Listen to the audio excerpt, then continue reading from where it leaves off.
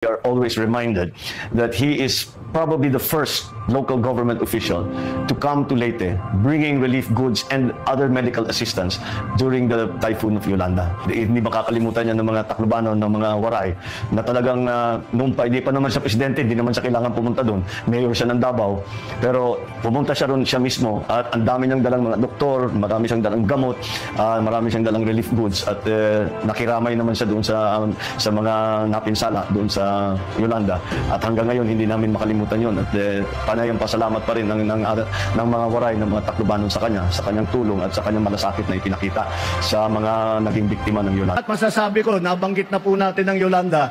Alam niyo po, yan ang record po ni Senator Tolentino sa MMDA. Nung nasa Leyte kami, nasa Tacloban kami, walang dumadating po na tulong. Ang unang dumating na tulong ay galing kay Senator Tolentino ng MMDA. Unang dumating na tulong ay galing kay Senator Tolentino ng MMDA.